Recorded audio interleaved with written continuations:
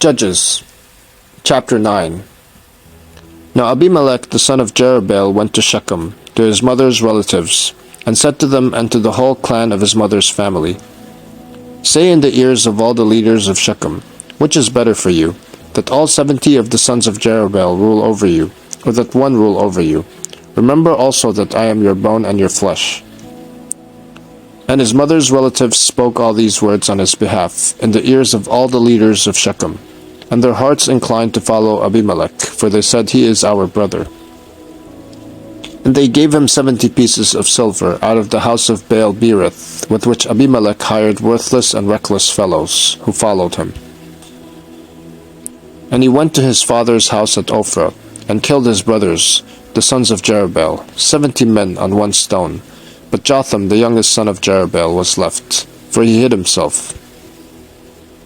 And all the leaders of Shechem came together, and all Beth Millo, and they went and made Abimelech king, by the oak of the pillar at Shechem. When it was told to Jotham, he went and stood on top of Mount Gerizim, and cried aloud and said to them, Listen to me, you leaders of Shechem, that God may listen to you. The trees once went out to anoint a king over them, and they said to the olive tree, Reign over us. But the olive tree said to them, Shall I leave my abundance by which gods and men are honored, and go hold sway over the trees? And the trees said to the fig tree, You come and reign over us.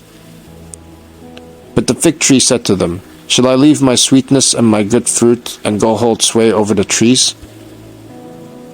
And the trees said to the vine, You come and reign over us.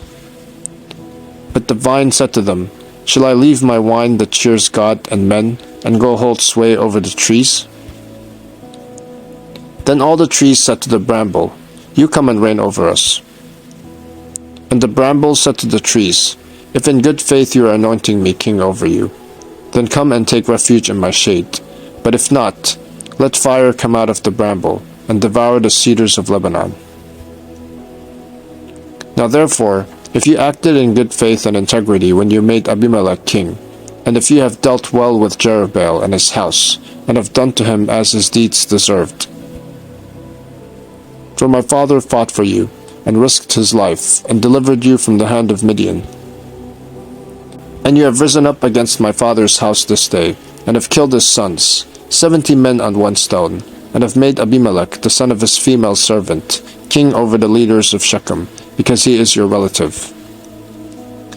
If you then have acted in good faith and integrity with Jerubbaal and with his house this day, then rejoice in Abimelech, and let him also rejoice in you.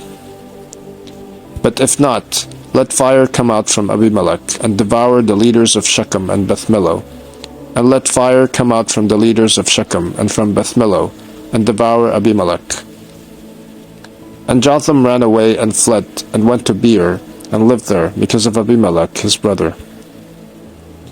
Abimelech ruled over Israel 3 years. And God sent an evil spirit between Abimelech and the leaders of Shechem, and the leaders of Shechem dealt treacherously with Abimelech. That the violence done to the 70 sons of Jerubbaal might come, and their blood be laid on Abimelech their brother, who killed them, and on the men of Shechem, who strengthened his hands to kill his brothers. And the leaders of Shechem put men in ambush against him on the mountain tops, and they robbed all who passed by them along that way, and it was told to Abimelech. And Gaal the son of Ebed moved into Shechem with his relatives, and the leaders of Shechem put confidence in him. And they went out into the field and gathered the grapes from their vineyards, and trod them, and held a festival. And they went into the house of their God, and ate and drank, and reviled Abimelech. And Gaal the son of Ebed said, Who is Abimelech, and who are we of Shechem, that we should serve him? Is he not the son of Jerubbaal, and is not Zebul his officer? Serve the men of Hamer, the father of Shechem, but why should we serve him? Would that this people were under my hand, then I would remove Abimelech. I would say to Abimelech, Increase your army and come out. When Zebul the ruler of the city heard the words of Gaal the son of Ebed, his anger was kindled. And he sent messengers to Abimelech secretly, saying, Behold, Gaal the son of Ebed and his relatives have come to Shechem, and they are stirring up the city against you. Now therefore, go by night, you and the people who are with you, and set an ambush in the field. Then in the morning, as soon as the sun is up, rise early and rush upon the city. And when he and the people who are with him come out against you, you may do to them as your hand finds to do. So Abimelech and all the men who were with him rose up by night and set an ambush against Shechem in 4 companies. And Gaal the son of Ebed went out and stood in the entrance of the gate of the city, and Abimelech and the people who were with him rose from the ambush. And when Gaal saw the people, he said to Zebul, Look, people are coming down from the mountain tops. And Zebul said to him, You mistake the shadow of the mountains for men. Gaal spoke again and said, Look, people are coming down from the center of the land, and one company is coming from the direction of the diviner's oak. Then Zebul said to him, Where is your mouth now, you who said, Who is Abimelech that we should serve him? Are not these the people whom you despised? Go out now and fight with them. And Gaal went out at the head of the leaders of Shechem, and fought with Abimelech. And Abimelech chased him, and he fled before him, and many fell wounded, up to the entrance of the gate. And Abimelech lived at Arumah, and Zebul drove out Gaal and his relatives, so that they could not dwell at Shechem. On the following day, the people went out into the field, and Abimelech was told. He took his people and divided them into 3 companies, and set an ambush in the fields. And he looked and saw the people coming out of the city, so he rose against them and killed them. Abimelech and the company that was with him rushed forward and stood at the entrance of the gate of the city, while the 2 companies rushed upon all who were in the field and killed them. And Abimelech fought against the city all that day. He captured the city and killed the people who were in it, and he razed the city and sowed it with salt. When all the leaders of the tower of Shechem heard of it, they entered the stronghold of the house of Elbereth. Abimelech was told that all the leaders of the tower of Shechem were gathered together. And Abimelech went up to Mount Zalmon, he and all the people who were with him.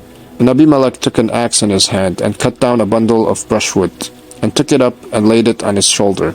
And he said to the men who were with him, What you have seen me do, hurry and do as I have done. So every one of the people cut down his bundle, and following Abimelech, put it against the stronghold.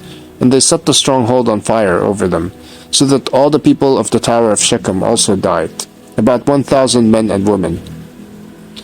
Then Abimelech went to Thebez, and encamped against Thebez, and captured it.